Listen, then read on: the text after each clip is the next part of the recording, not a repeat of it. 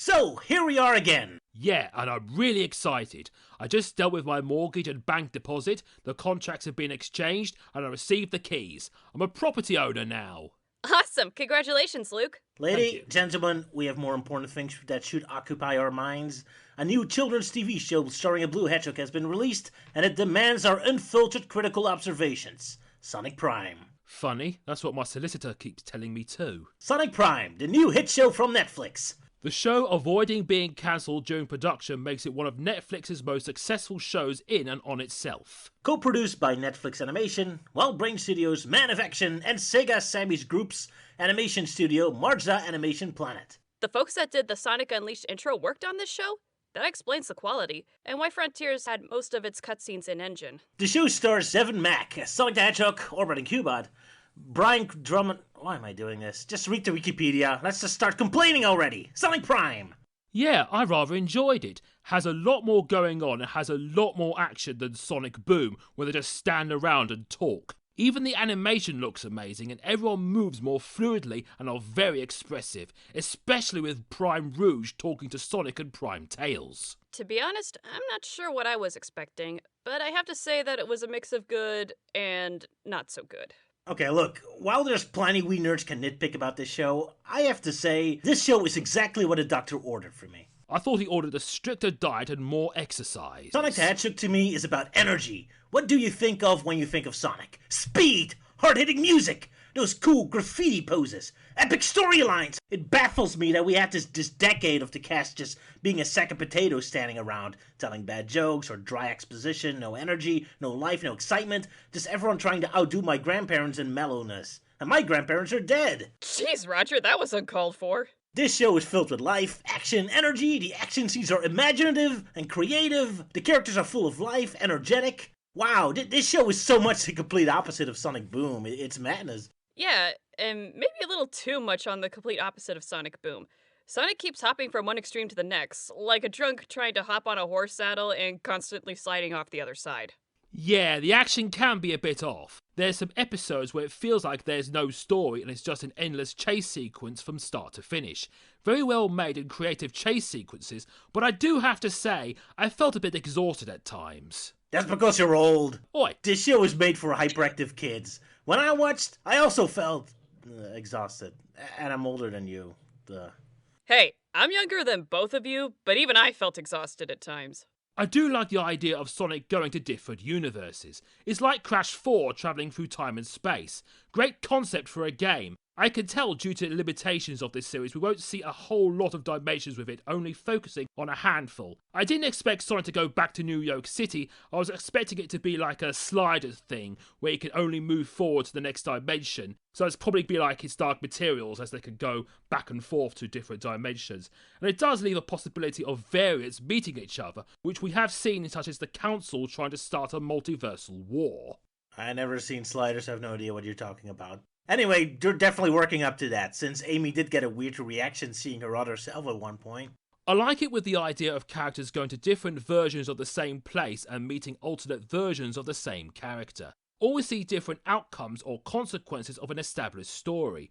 I think some people are expecting to be like the Spider-Verse or the Bat-Verse and have Sonic meet alternate canon versions of him, as Sonic has a lot of canons and universes. More Sonics? I wish, but I'll get back to that. The animation is fantastic, easily one of the best things of the show. The fight scenes are full of energy, the character movements are fluid for the most part, and the environments look great. The voice acting is also very well done. Sonic's voice actor sounds a lot like Roger Craig Smith, and Rouge's voice actress is spot on. Oh, I love the voice acting. Eggman sounds menacing and intense. All the pirate voices were spot on in the pirate episode. The voice actors really have range to do all these different versions of the characters like that. Yeah, I kinda wish they went harder on the characterization at times though. You'd think that Rouge the Bed in a pirate setting would be the most greedy, treasure-obsessed of the crew, but she was just kinda generic. It's clear for most of these alternative universes, they tend to focus on only one of the gang as the main character, and the others are just generic varieties of the theme the episode's set in. Speaking of, Rouge's inclusion was also a great choice. I wasn't expecting it, but it's a welcome addition, and her outfit easily the best one she's ever had. I was worried for a bit he was just gonna be thrown in as a generic girl boss character because Amy's too girly and Rouge would just randomly be part of the main characters all of a sudden. But they did a good job in keeping her characterization intact, and her inclusion as part of the team in this event is plausible. Well, at least for as far as the Prime universe itself is concerned, I suppose. How Rouge and Big just happen to be part of the main cast, close-knit of friends in all the other dimensions, is a bit forced. Although I'm happy to assume that's just a consequence of them being present when the crystal's shattered, and that's why they're all assigned special roles in every dimension. Another thing I really liked was Shadow of all characters. People might disagree with me, but despite his limited presence in the season, he's the best character in the show so far. Unlike his recent incarnations, he's not an over-the-top edgelord who just wants to fight Sonic. He has a mission of his own, has reasons as to why he's miffed at Sonic, and is in the background trying to get through to Sonic. The most edgelord thing he does is grinning after he gets a Chaos Emerald, but that's it. And even then, it can hardly be considered edgy. Also, his voice actor does a great job. Bit of a mix between David Humphrey and Jason Griffith. He came across to me like a rival neighbour who thinks he's better than you because he has a better car, or something. He just wants to be better than Sonic. Ooh, disagreeing with Elise there, huh? My friend Aaron disagrees with me too. I guess with the small screen time he has, it's still open to interpretation. Though I didn't see it like that. Also, no variants of Shadow either, so no pirate or jungle Shadow. If Sonic goes to a version of Green Hill Zone that's like Transylvania, I can see him as a vampire lord. Oh no, I can already see the memes. It was pretty funny though at the end of the pilot episode we see Shadow punching Sonic's face in and then we cut to credits. What a way to end the first episode. That was fun, yeah. And he punches him again at the end of the last episode. And frankly, Sonic had that one coming, but more on that later. Anyway, while the animation, character designs, and voice work are amazing, I have to confess and say that the story leaves a lot to be desired. Ah yes, writing. The hedgehog's eternal weakness, and our speciality to take down. No kid show escapes our wrath, except for all the thousands of kid shows I don't want to cover. Now, before we begin, I want to put in a disclaimer. Because I'm also writing a Sonic story, which, by the way, thanks for the plug at the last live stream, you guys, I understand I'm not exempt from criticism. Plus, my work is a fanfiction, whereas Prime is an official work. This means that while I have the creative freedom to shape the story into whatever I believe is necessary, the creators of Prime have certain mandates and guidelines from Sega they need to adhere to. I'm saying all this because the critiques I'm going to provide are strictly on the final product itself. The creative team of Prime certainly put a lot of hard work and passion into this project, and it shows. I don't want to take away from the effort they put in, so I'm just talking about the show itself, and maybe a little bit about Sega and the company and how their mandates may affect the project. Don't worry about it. I'm sure people use my comments to roast my own cartoons all the time. In fact, it's easier to critique than to create, but it's fun regardless. Back on topic. As someone who has studied children's literature, I want to say that even works made for kids deserve to have quality writing. It may not be on the level of Tolkien, but no, that's not even Tolkien! Don't ever show that abomination again! Yes, that's more like it. Yeah, I wasn't a fan of Lord of the Rings. Ow! Wasn't The Hobbit supposed to be a kid's story anyway? Saying Tolkien ain't for kids is dead wrong. Easy, Luke, there's no need to become violent. Besides, you know I know Taekwondo and archery, right? I won't start a conflict, but I'll end it. Fair enough, fair enough. Anyway, kids' shows can still have quality writing with meaningful content, likable characters, and heartfelt messages that can resonate with them at a specific time in their life. While kids might not be able to identify those details when they are young, when they get older and have more experiences, they can come to love those stories even more. This has happened to me so many times when I look back on kids' movies, and it has given me a newfound appreciation for them. Well, a bit late worrying about the legitimacy of criticizing blue talking hedgehogs. 50 episodes of Dissected in? So let's just get to it! Not like Sonic's any dumber than a majority of adult shows around these days anyway. Right, so, Sonic Prime is all about the multiverse, because what self-respecting franchise isn't these days? A magic prism is broken, reality is shattered, and our heroes are thrown across the multiverse, now stuck in scenarios we would otherwise never see them in, like being pirates or rebels. Except they were pirates, Rush Avenger and Rebels and Sonic Forces. Prime does a way better job in showing a world ruled by Eggman and a desperate rebel army fighting back than it ever did in Forces. I absolutely love New York City. A bleak city of oppression with searchlights and security guards everywhere. Citizens broken with no sense of free will. The council with Mr. Dr. Eggman actually acting like a tyrant, and Tails, 9, actually looking like he lost it and became a bitter recluse. How did Tails lose it in Forces? He just looks okay and wets himself at the sight of Chaos Zero. Now here's a Tails who's been fending for himself, and of course an underground resistance force that actually looks the part with berets and everything. This blows Forces straight out of the water. Point taken. In my experience in writing, there are two kinds of story elements that are very hard to get right: time travel and multiverse. They can either be really interesting and add a lot to the story, or they can be convoluted messes that leave more questions than answers. Because they need clear and strict rules. Only let them time travel under strict circumstances with severe limitations and clear consequences. The more it's left open, the more the audience's mind starts wondering about why didn't the hero just do so, and so why didn't you just kill baby Hitler when he was born? Because then some other jerk just steps in. I never get that concept that killing Hitler alone would stop the Second World War, as if Hitler's some kind of wizard who's solely responsibility for the whole worldwide conflict, as if the entire German, Italian, and Japanese armies would just shrug and go home as soon as Hitler's out of the way. Back to Sonic Prime! Unfortunately, I think Prime falls into the latter category. It's leaving me with only questions.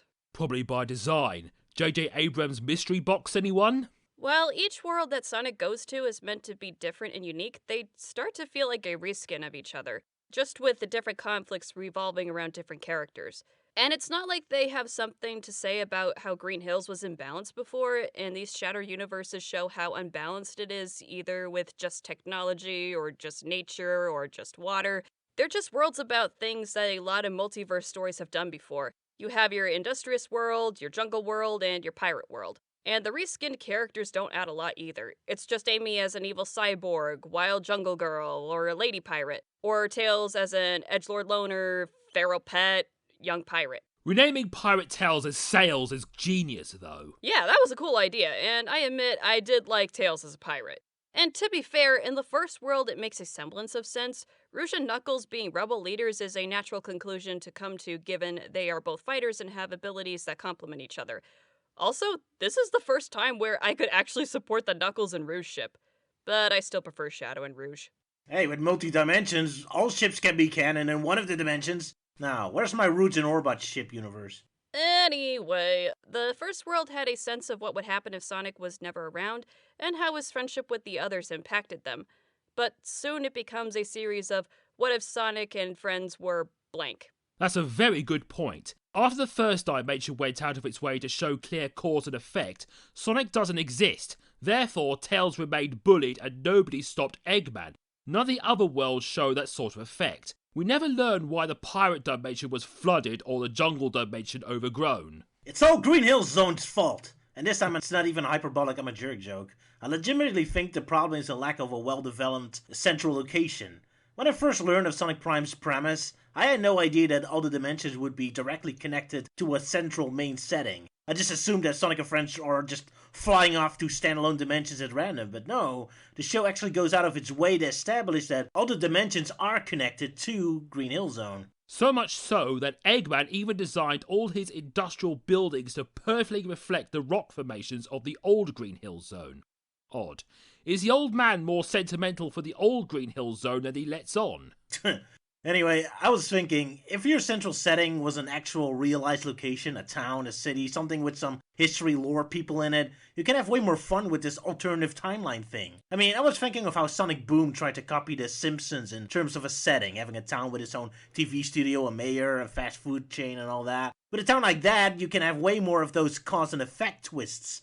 Say that the central town is some kind of historic hero in the past, Jebediah Springfield, if you will, an ancestor of one of the main characters, perhaps, who in the past stopped a war between a tiny Anthro Island settlement versus the human empire who were colonizing the world at the time. The historic hero made peace between factions, but now with his shattered universe, this ancestor is changed or removed from the timeline, and this war never ended, and that's why this dimension is way more pirate-themed. They're not befriending the humans means that they could never develop their town to more modern standards because they were stuck fighting sea battles with the Empire instead. And now you got your cause and effect, a more streamlined mystery for Sonic to deal with to either recover or replace the historic hero and set the timeline straight. And you get way more of world building for the setting of the show and the main cast in one fell swoop. But no, instead Sonic Prime just unceremoniously dumps the characters in a boring, dull, empty, soulless Green Hill Zone where they just live in the trees. Thus, there's nothing for the writers to work with at how this lifeless place turns into a pirate society because there is no society. It would have been nice if Green Hill Zone was turned more into an actual town of some sort. In Sonic the Comic, they did turn Emerald Hill Zone in a town where we see Sonic's animal friends live in these weird cave houses. That would have been an improvement. Yeah, exactly, but instead, other than Tails moving his laboratory from Mystic Ruins to Green Hill Zone, that's the only form of civilization that we get, so much that Rouge the Bat is sleeping in a tree. Is that her house? Are you telling me that the great jewel thief Rouge doesn't have a secret cave or mansion hideout, but just buries her stolen loot under a random palm tree? Jeez, big deal if she robs you, you can just walk right up to her home and take it back. Well, maybe she was just taking a nap, and the tree isn't supposed to be her actual home. It's not really clear. This really reminds me of Kingdom Hearts with Sonic traveling to different worlds. But the major difference between Prime and Kingdom Hearts is that each world has its own cast of characters instead of reskins of Sora's friends with different personalities each time. Now, Sonic is no stranger to multiverse stories. In fact, he's got quite a few stories revolving around the concept. Sonic Rush and Rush Adventure are prime examples, if you'll pardon my pun, with Blaze and Marine and the Soul Dimension. The Archie comics had their own version of an alternate Mobius world. Sonic Boom also had multiple worlds, one where Eggman is the ruler of the island, and Sonic Underground went a step further and made an alternate world where Sonic and his siblings found that their doubles were the corrupted rulers and Robotnik was the freedom fighter leader. Sorry, just checking if Melting Man comes in to rattle off another list of examples. Okay, carry on. But each of these have their differences. The Rush games show that Blaze's world is its own distinct place, including a pirating aspect, even if it shares a lot of parallels with Sonic's world, like a sister world, if you will. From what I've seen of the Archie comics, the anti-Mobius world is an inverted Mobius, where Sonic and his friends take on evil personas, and I know that there was an arc with Silver where he traveled to an alternate timeline that was ruined by Enerjack. As a Silver fangirl, I had to bring it up. Boom, from what I know, is about what would have happened if Sonic wasn't around to stop Eggman from taking over. And Underground wanted to do something interesting with having Sonic and his crew be the villains and Robotnik be the hero, and I guess show how easily the roles could have been reversed if things were different. Prime, on the other hand, doesn't really do much with this concept. At least, it doesn't really do anything that hasn't been done before. Sonic just keeps meeting different versions of his friends, and it gets predictable. To be fair, they also show what would happen if, say, Amy would turn evil. Or what if Amy would turn evil? They really love turning Amy evil. Just her best friends being rough handling plants will set her off. Amazing, Prime Amy hasn't exploded yet. I do love Rusty Rose. It's the first time we had a proper roboticization since the old days. The writers said they wouldn't be making any references to the old cartoon show. I guess female Uncle Chuck is the closest we'll get to a Sonic Sat-AM reference. Also, I think it's been confirmed by the creative team that this series takes place after the events of the games, but there's no indication in the show itself. But if that is the case, shouldn't that be revealed in the show instead of being told to the audience by an external source? Wait, why are they saying it takes place after the games? I wasn't aware the games have this long-running story arc where everyone living in Dead Soulless Green Hill Zone is the outcome.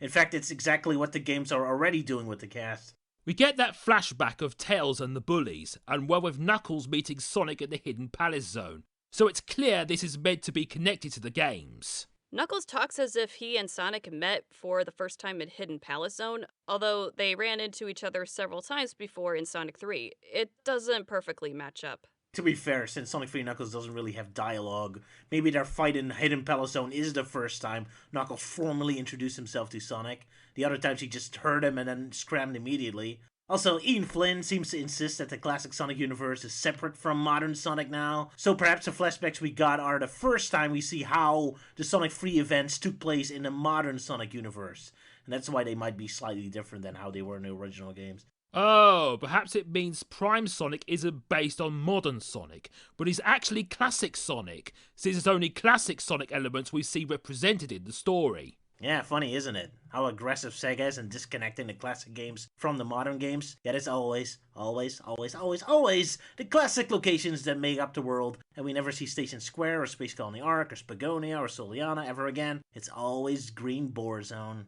And Angel Island is represented by the classic Sonic-only hidden palace, not the outside altar it's always depicted as in modern Sonic. It's kinda terrible world building if you desperately want us to consider classic Sonic to be non-canon with modern Sonic, when classic Sonic is always constantly overriding the modern Sonic settings. So yeah, like I said, Sonic Prime isn't doing a good job establishing its timeline.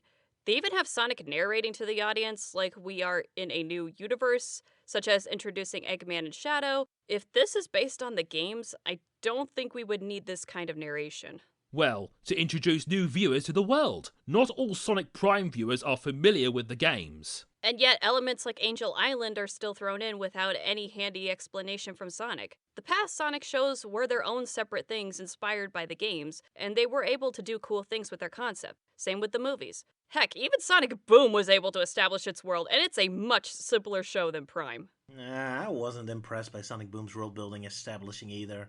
They also dropped Shadow and Angel Island into their universe with no context, and characters like Styx never got a proper introduction. Only reason why Sonic Boom feels like it hasn't established itself well was because it was never really interested in doing anything other than focusing on obnoxious villagers in their sleeping town, representing the writer's personal gripes with the world.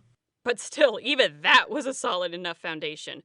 Prime's foundation is ambiguous at best, and thus is built on top of quicksand. And again, they showed, not told. This is exactly what I was worried about when we were told that this was going to be canon with the games. I would have preferred a show standing on its own feet, because the world building of the games has been complete garbage since the 2010s. There's no world, there's no characters. All characters have turned into one-note idiots. The world is just brainless classic Sonic imagery that all exists in this infuriating Schrödinger's cat dimension of half being from Sonic's past, half being from a different non-canon existence, half being Sonic's favorite place to hang out, and half Sonic never been there, and probably a lot more halves. The world of modern Sonic is a mess. It's a terrible foundation to build a TV show on, because the cowardly and indecisive idiots at Sega can't make up their mind what to do with this mess. At least the IDW comics are desperately trying to build something from the rubble again, still stumbling around because Sega can't make up their mind if the human world exists or not. But instead of building from the comics, Sonic Prime is entirely based on the game's world building, and I can't put enough quotation marks around that statement. So all it can do now is just mindlessly throw all the cast in dead, empty, soulless Green Hill Zone, where they spent their empty existence waiting for the plot to kick them into a more interesting alternative dimension so they can actually do something again. Man, does South Island still exist? Is Spring Yard Zone somewhere around those horizons? Or is it just endless Green Hill Zone these days? I don't get it anymore. The fact that I was legitimately shocked to even see Hidden Palace show up says something. At this point I was expecting them to have retconned Knuckles always having lived in Green Hill Zone and Master Emerald joining Maria and Gun in Schrödinger's cat dimension as well. Anyway, I do still like the show though. I just really wish Sega's big project of connecting all the comics and cartoons and games into one cohesive narrative would actually include them actually adding a cohesive narrative. Green Hill Zone doesn't make a lick of sense in this show. Like, why are there just rings floating around?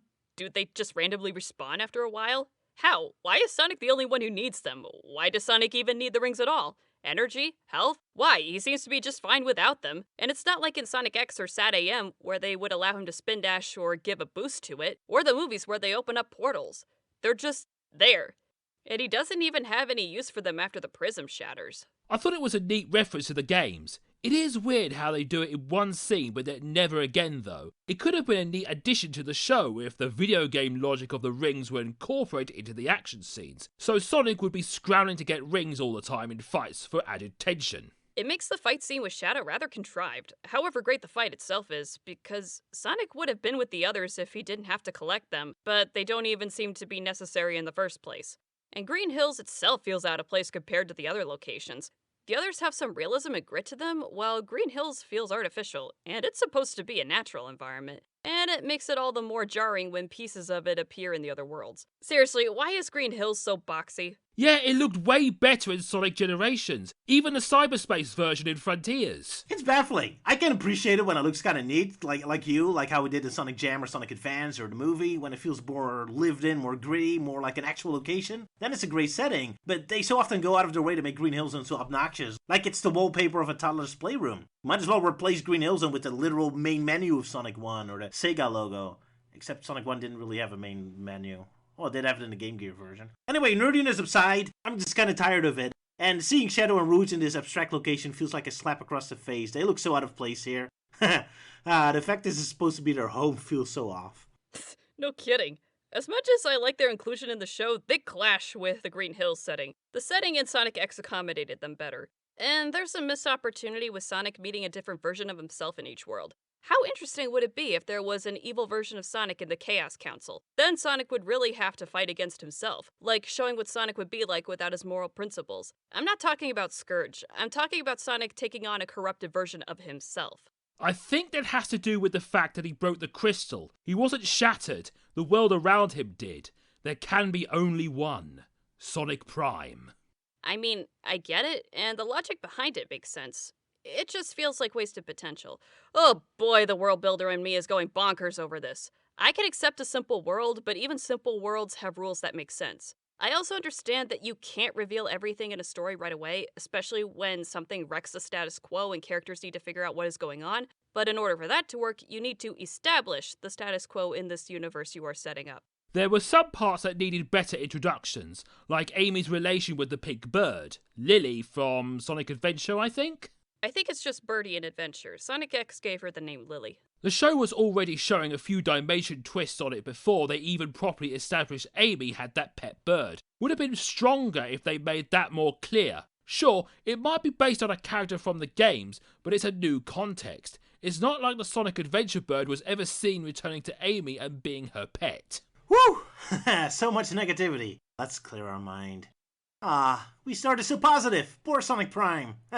Any conversation about the world building of Sonic just gets my nerd brain to boil. Let's switch over to something we like for a bit. Hopefully. Look, what do you like about this show?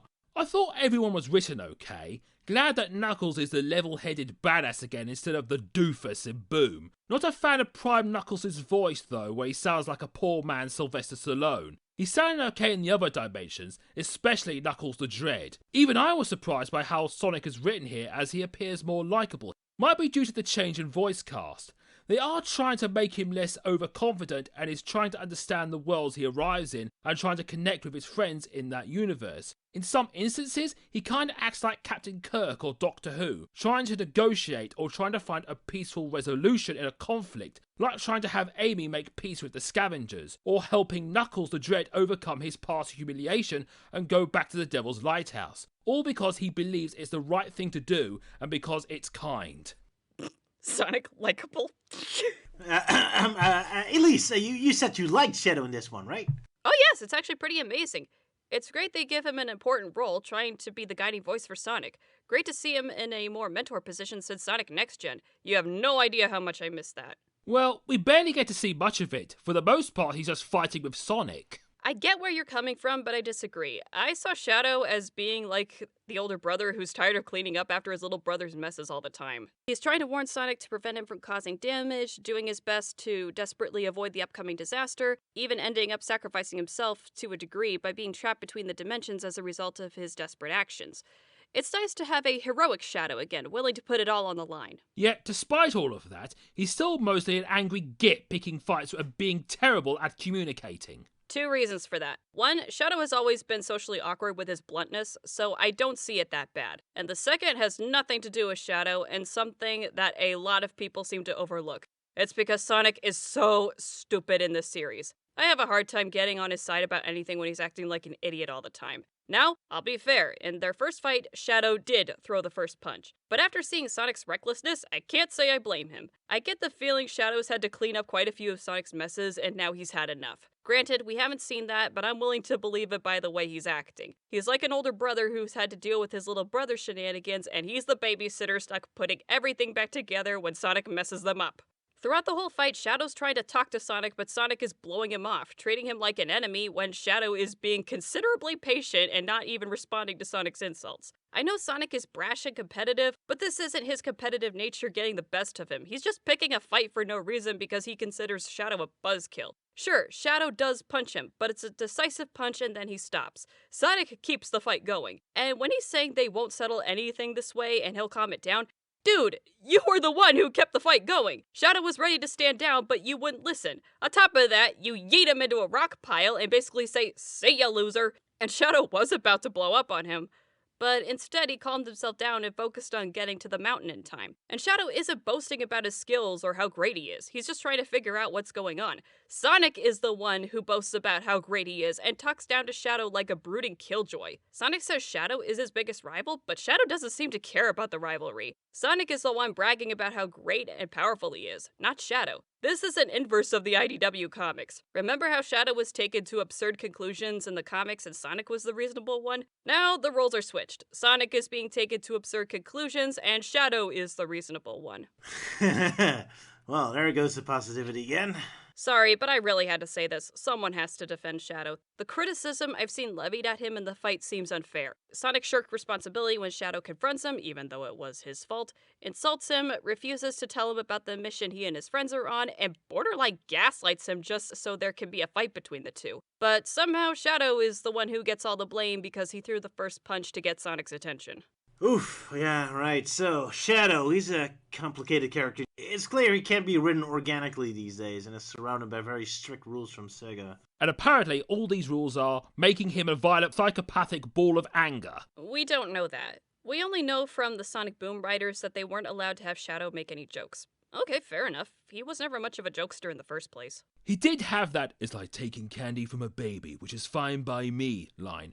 Mild joke, but it's there, especially if you interpret it as him being fine with people stealing candy for babies. That's hilarious. And that's from a game whose comedy is unintentional, with it being all dark and edgy, but also having things like a chow gun in its stages. Other than that, Shadow's never been one for jokes. Maybe some one-liners, but he's pretty much the straight man. Even in Shadow Crystal, he didn't make any jokes, and that was written by Pontaff. Right, we don't want a joking Shadow, just a softer Shadow. A Shadow who made peace with the past, who respects Sonic as a colleague, who takes it upon himself to do the best he can do to make the world a better place. That's Shadow! And not punchline generator like the other characters became since Sonic Colors, and especially not foaming at the mouth, violent psychopath who wants to murder everyone for no reason, like he is now. Problem with a softer Shadow is that his softness is all connected to the human world. Maria, Gunn, and all of those have been banished to Sega's Schrödinger's cat dimension of technically being canon, but moved far away in a dark corner where you're not meant to see it anymore. And thus, all that's left of this character is evil Sonic and a meme, so that's all we've been getting. It is pretty sad that just giving him a mission to accomplish is all it takes to make him much more tolerable. Just make him actually invested and involved at a task at hand and be halfway efficient at it, and we nearly have the perfect Shadow back. It's when he has nothing to do and reverts back to "I hate everyone" mode that his writing becomes unbearable. Although it doesn't seem you mind him hating Sonic this time. Well, yeah, he has perfect reasons to be upset with Sonic. Sonic's really dumb in this show. Is he? I thought he was alright. He's really dumb. Positives. Okay, for some positives. I like how Sonic actually shows some frickin' emotion in this show besides pride and disinterest in the world. He actually has moments of reflection, doubt, and fear, which is great. I really like that. He has a lot more energy than he did in the Boom universe. Exactly. Filled with passion, joy, desire to experience the world. That's the Sonic I want to see. Not, leave me alone, I want a nap. Sonic. Not grumpy grandpa Sonic, excited puppy dog Sonic, and that's what we're getting. However, I also think he traded a good deal of his brain cells for that energy. There are a few issues with Sonic's character in this series. For starters, when did Sonic become like Sora? I know he cares about his friends, but now he openly brags about it, and it comes across as forced and even out of character. Yeah, here I thought it was the Japanese writers that forced that nonsense everywhere. I guess Americans are just as guilty. At least they remember to give their friends actual relevance and have them interact with a hero, where in Japanese media they just get to be useless cheerleaders, despite of their alleged importance they have as the hero's strength. Yeah, that is an overused anime trope. But hey, say what you want about characters like Naruto and Natsu going on about the power of friendship, but at least they back up their loyalty to their friends with their actions. Sonic, not so much. Okay, so in the first episode, Sonic just comes out and says nobody messes with his friends multiple times. And the first one makes him look like an idiot since Tails tells Sonic it's a trap, and Sonic should have trusted Tails enough not to take Eggman's bait. Legacy Sonic wouldn't have taken Eggman's bait by calling Tails an ugly mutant. Yeah, Eggman called him way worse in Sonic Frontiers. Oh yeah, he did, didn't he? But focusing on Prime, if this was Legacy Sonic, he would have attacked if Eggman threatened to shoot Tails down. It would be more like Eggman forced Sonic's hand. Also, show, don't tell. Show Sonic caring for his friends. Don't just have him say it, because it comes across as him convincing himself or the audience that he cares about his friends, rather than trying to show Eggman how much his friends mean to him. Showing them caring for each other requires a strong setting, and with Green Hill Zone, everyone is just in stasis until the plot begins. Although, to be fair, Sonic Prime does show Sonic and friends hanging out with a palm tree, where Sonic showed how much he cares for his friends by being disinterested and forgetting about the whole event. So hey, we get character development. At first he doesn't care for his friends, then he suddenly cares a great deal, and then the event starts where his character development should begin. Wait. A little out of order there.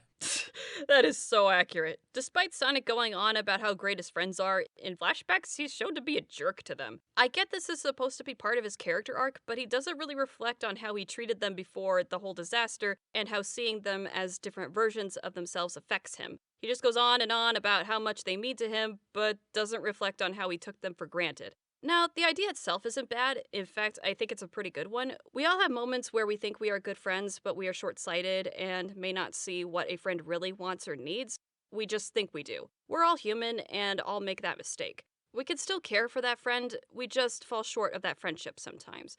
My issue with Sonic is that he doesn't really reflect on how he took his friends for granted, opting instead on how they make him feel. And considering how more open he is about his feelings now, that doesn't really bode well in terms of character growth. It comes across as self-centered and shallow. To be fair, with the constant action sequences and adventure happening, he isn't given much time for reflection. Yeah, poor guy doesn't seem to get a moment of relaxation. Up until the pirate episode. Then he's partying all night. I'm glad you brought that up, because that is the most egregious moment in the show so far in terms of Sonic's friendship with his friends. Let me explain. At this point, Sonic knows that Nine and the Resistance are in trouble, and has found out that time flows differently when he's in other worlds. But the moment he claps eyes on a chili dog, or sea dog in this case, he completely forgets about his mission and decides to party instead. Sonic, what about your friends? You know, the thing you claim to cherish the most? Well, never mind, I guess it's limbo time. Oh my gosh, now I'm imagining Shadow watching this from the shatter space and him banging his head on one of those crystals shouting, "Why must you fail me so often?"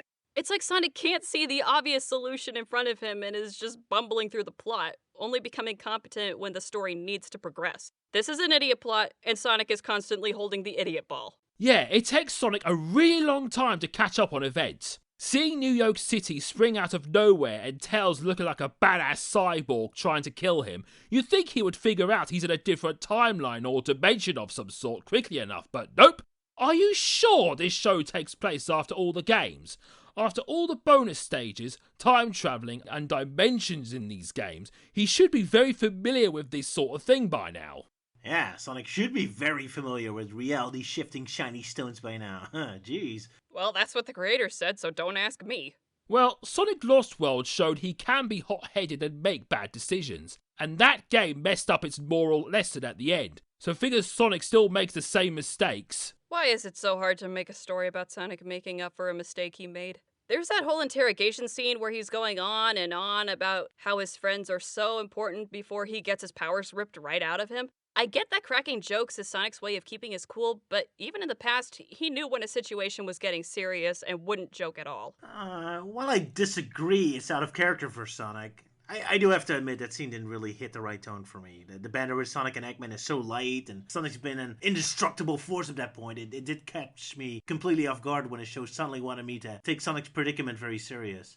I thought the whole sequence was a joke, and Sonic could just hop out and run away as soon as he was bored. It had so little tension until suddenly it had. I think you hit the nail on the head with that. And then there's the scene right after where he's introducing his friends, even though they're clearly not the friends he knows.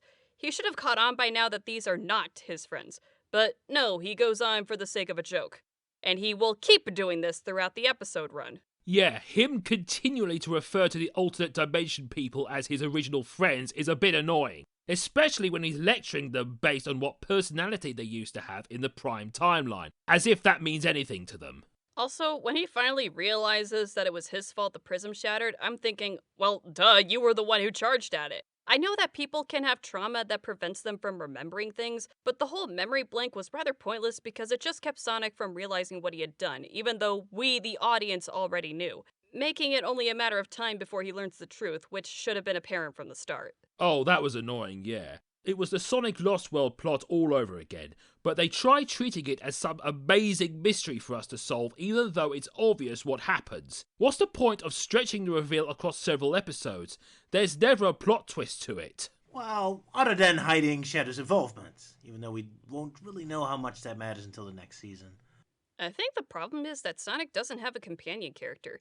Hear me out. Think back to other Sonic stories, across all mediums. You'll notice that he has companions that keep him on task. And when he is on his own, it's usually for brief periods of time, or the stories are really simple like Sonic 1. With all of his friends being shattered versions of themselves, Sonic would desperately need someone to keep him on track. Because when left to his own devices, he becomes a hopeless bumbling idiot who's trying to find the plot. And I'm now seeing why they shoved Shadow away, because if he was allowed to be more active, or even be Sonic's companion in some way, then he would be getting stuff done or helping Sonic focus in his own rude way. Which, this kinda ticks me off, to be honest. That's actually a good point, although, sadly for Shadow, I think they're trying to turn 9 into Sonic's companion, since he made the dimension-hopping machine now, and he is the character that Sonic keeps obsessing about the most. Sonic prefers an alien version of Tails over his only remaining companion from his own timeline. Ouch, poor Shadow. Tails even stole Shadow's dark brooding attitude from him too. And was more of an edgelord than Shadow ever was. Dang.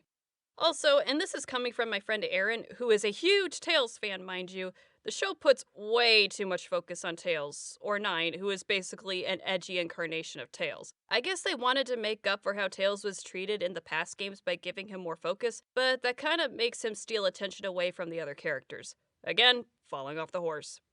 He can't get a break. Anyway, this other thing I wanted to talk about. So, this new Netflix streaming binge-watching format of TV shows, right? Look, I don't watch many TV shows these days. I'm a busy man, only mind-expanding narratives involving talking hedgehogs get my attention these days. So this was my first introduction to this new format of TV shows.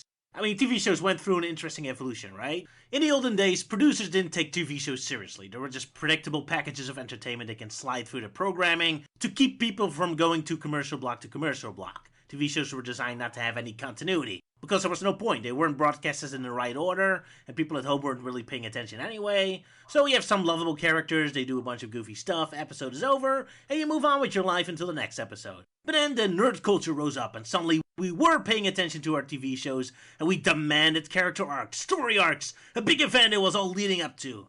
Anime in particular started this trend, and now Western shows are following suit, and yet they're still largely episodic. Filler episodes in between the big event episodes that flesh the characters out. Still lots of small, digestible story arcs that create more time and space. But now we get this more extreme TV show style that have no episodic nature at all anymore. It's just a 20-hour movie literally cut into parts. Granted, Sonic Prime isn't the most extreme example, as far as I know. Through its other dimensions, you still get a vague sense of this is the pirate episode and such, I guess. Shows like Rings of Power, from what I heard, feel a lot more like it's just an avalanche of events happening without any sense of them being organized in any kind of comprehensible episode. Don't get me started on that show.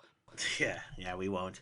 Anyway, point is, I was kind of missing something with Sonic Prime. It's hard to explain. Like moments of levity, breathing room. Since the show is organized as one uninterrupted timeline, it has this relentless pace where you're constantly being pushed from action scene to action scene, and it feels a bit exhausting, like we said before. Much as I appreciate the increased energy in the action scenes are really, really good, I love them fighting under staircases or fighting Tails on a train. That's exactly the kind of creative action scenes I thought Sonic Boom desperately needed, with its incredibly stiff and lifeless, oh no, Batniks, boink, boink, boink action scenes. But yeah, with regular episodes, there would have been more natural moments of relaxation, where the end of the episode put the characters back into their safe haven and gives them a moment of reflection and thought, and the audience as well.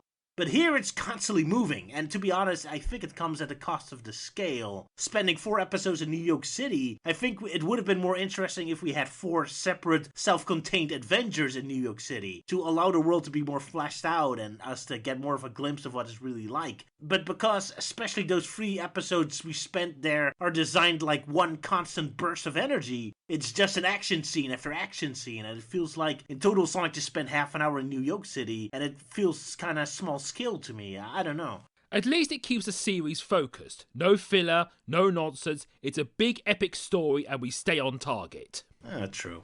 Well, that would be a good thing if the story is complex enough that there's enough layers of story to uncover while the show stays focused for so long. But the story is really basic, hence why we spend so much time uncovering the mystery that all of us already figured out in the first episode. And most of the runtime is spent with action scenes because there just isn't much to talk about or discover.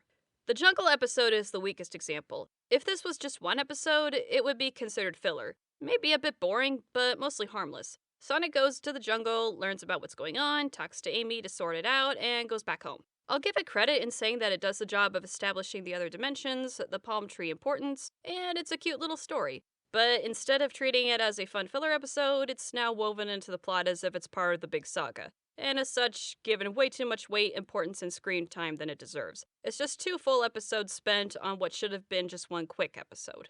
I like the episodes. Amy being this guardian of the jungle with a giant bird creature, her having a warhammer that can conjure up trees was awesome. Fight to save the trees while creating new trees in the process. Brilliant.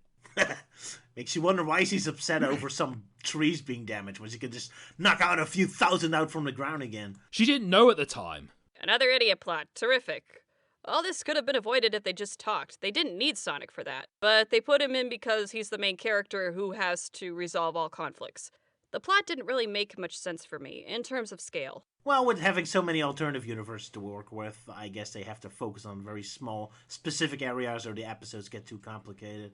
Amy has a lot of character development as we see her in roles we hardly ever see her in, like a cyborg version of her in New York City. It's kind of like what happened to Bunny Rabbit or Uncle Chuck, where Tails hacked her. I kind of expected her to join the Resistance, but I'm glad she's a full-on villain here. I like the idea of her being an evil version of Amy, as she's now more machine than hedgehog, acting like the Council's enforcer with her insides hollowed out and a flicky serving as a battery.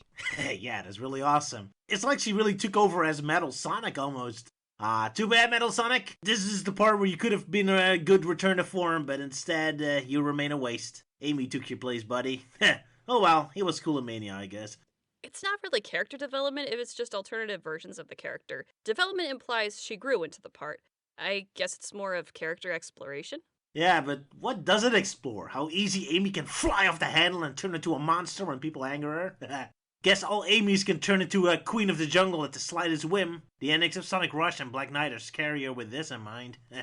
Although, back to what Elise said, that the show's scale is small, that bothered me a bit with the pirate world. There's not much in the way of other civilizations like a version of Port Royal and an opposing naval force. It just has a mostly empty sea. Throw in some ghost pirates or a sea monster and it might be more interesting. Yeah, it's funny how desperate Dread Knuckles wants the reputation to be legendary, even though there doesn't seem to be a civilization around to celebrate him. Reputation means little in an empty wasteland. Oh well, I guess we just have to assume there's a pirate spring yard zone somewhere off screen next to Green Hill Zone. I do like Knuckles the Dread acting a bit like Captain Ahab with the Devil's Lighthouse as his white whale. Still, can't help but wonder what other dimensions we'll get next season. A samurai Sonic? A medieval Sonic? An Arabian Sonic? Huh. I wonder if they'll add some references to Sonic and the Secret Rings for that. So far they didn't with the other dimensions, so I doubt it. I've noticed that certain characters like Rouge the Bat and Big the Cat have been elevated to becoming main characters in Sonic's circle of friends. A nice surprise. They haven't had an animated appearance since Sonic X. Yeah, that's pretty cool. At first I thought Big was just going to be a random bystander, though. Surprised his role kept getting more important as the show went on. Kind of funny how Big is part of the main gang in every dimension. Yeah, what's with Big's popularity these days? Who knows? Silly, Roger. No one gives a flying fuck about Big the Cat as a character. Everybody knows that people only like him just for the memes and nothing else. Okay, whatever. We barely talked about Eggman yet, even though we only see Prime Eggman briefly, where he's like his game counterpart again, you know, instead of a grumpy neighbour character. Well, that's a relief. I was a bit disappointed we don't see Eggman variants outside of the 5 versions of Eggman in New York City. I was expecting in the Jungle universe that Thorn Rose would be the leader of the scavengers, and the monster is a terrifying T-Rex with an Eggman moustache. And in the Pirate universe, he's like a rival pirate similar to Barbossa. Oh, that would have been fun. Maybe commanding the mutinied crew. Or a naval admiral. It's not really clear if all members of the council are the same person, as they stated are not related, and they can't be variants as they are unaware of other universes until Sonic showed up. So they could be clones, Or Mr. Dr. Eggman found other like-minded geniuses that are as ruthless as him and decide to share a common goal of destroying and ruling over Green Hill Zone. I am hoping we see other variants of Eggman in other universes, but by going by the limitations of the series, I think the Council are the only other Eggman we are going to get. Man, what a sad evil goal that is! Ruling Green Hill Zone! That's like conquering one beach strip of a random Greek island, and not even the popular ones like Rhodes or Last Boss. But anyway, my theory with Eggman is that the prism's shattered into 5 bits, so there's like 5 dimensions, but because of the messy process, all 5 versions of Eggman ended up in 1 dimension. So technically, each of those Eggmans should belong in one of each dimension or something. Except that doesn't really track, because who would be the pirate-themed Eggman, or the jungle-themed one? Either way, interesting show. Oof, we complain way more about it than I thought. Oh well, fan nitpicks. Still, generally speaking, I like the show. Not for any intellectual reasons. I just like the energy, the look, the feel of it. Except for Green Hill Zone. Despite all my gripes, I think this show has a lot going for it, and I definitely want to see this animation style return. It's just so smooth and energetic. I love it. Yeah, looking forward to season 2. Good stuff. Hope we get crazier dimensions next time. And finally do something productive with Shadow. And from the looks of the recent screenshots, it looks like they might do that. Maybe get Silver involved? Hard to write him into the story at this point. Well, they kept the shattering of the prism vague, so they could have more revealing plot twists later. If Shadow is suddenly revealed to have been there, why not Silver? And I'm not the only one who theorized this. As many fans have said, if there was any time for the time traveler to get involved to save the future, it's here. And Blaze, and Cream, and the Mailman, and the Milkman, and Boris? If Silver and Blaze are together, I'll be one happy shipper. Indeed, why not? As Sonic Unleashed taught us, possibilities are endless. My only concern is how they're going to write him. I mean, so far Silver hasn't been character assassinated, which is a relief. Even in Sonic Team Racing, he was pretty decent, and he was one of the few who actually tried to figure out what Eggman was up to. I just hope he isn't taken to an extreme, either overly naive and childish, an issue I have with the comics, or too serious and bland, a bit like in Forces, I'll admit. Maybe if you become something like a mediator between Sonic and Shadow, then I can see that working. As Silver has a bit of a blend in terms of personality between the two. Sonic's optimism and Shadow's focus. And he has shown to step up and take charge when he need be. There's also the issue with Silver's powers. I mean, I love Silver to death, but even I can't deny that his psychokinesis makes him way too OP. And with that in mind, I think I could see why he's not used that much. He's kind of a plot breaker, as he can do just about anything he wants. In Next Gen, he works because the story was written around his character and powers, but in Prime, I could see that being a challenge to write. I can imagine him walking into New York City and just disabling all of Eggman's battle bots with little to no effort. If he's competent and actually can get stuff done, then he might threaten to take Sonic's main character role. I hope they limit his powers a bit. Little Git is way overpowered. Oh, you did not just say that about my boy Silver! What, you want some? Come over here and say that to my face! Folks, I ain't paying insurance. Keep each other's limbs intact, please. Alright. Oh man, I'm such a hypocrite. Sorry, guys. Anyway, continue. They should really show him getting overwhelmed when he's doing his magic tricks or something. Although, considering how OP Rusty Rose is, maybe they do need someone like Silver to combat her. Wait, where were Orbot and Cubot when the prism shattered? I want to see them being robot pirates. They could be Rusty Rose's bumbling sidekicks. Yeah, that would be cool. Or maybe Metal Sonic would be created somewhere down the line. Anyway, going back to Silver, maybe he won't be used at all. Which, I'll be honest, I'm kind of expecting. I know it's too early to tell, and I hope I'm proven wrong, but I can't shake the feeling that he's not going to make an appearance. But if he does, maybe he's the companion character Sonic needs. He obviously won't listen to Shadow, so Silver might be the best hedgehog for the job. Yeah. The thing I'm more worried about with Silver is his backstory. Too much baggage. It's clear Sega wants to streamline everyone into a more basic stereotype, so the whole coming from the future is probably too much for them. Yeah, you have a point there. And there will have to be clear rules as to why Silver would be in the shatter space. If the world was shattered, then Silver's future and Silver himself would disappear. Unless Silver was able to do a chaos control like Shadow, or maybe has another reason as to why he's around. Like his powers protected him. I heard somewhere that Sega wanted to make a story about Silver and how his powers were connected to the Chaos Emeralds. I don't know if that's true or not, but maybe Prime could explore the concept even more. But then again, that would make Silver even more OP. Yeah, that would be the problem. Or heck, this would be a good chance to show how Silver time travels. Can he do it by himself with his powers, or does he have a device that allows him to travel back in time? I could see him with a group of friends on a shard, and he is the one member of the team who travels to the past because he has friends there while the others hold down the fort. Maybe that's why they don't use Silver. He's too complex to be watered down into a stereotype. Well, at least he's got that going for him. As for me, I think this series does open up to a lot of ideas of what kind of worlds Sonic is going to travel to, and how Sonic is going to survive in these worlds. What it'll build up to. They'll say they have 24 episodes planned, and we only have 8 so far, so plenty of room for madness. A multiverse of madness, you might say. I say it's a pretty good series that has the tone of the games and is worth a watch. I just hope they expand beyond the worlds we've seen. Hoping for new interesting worlds in Series 2.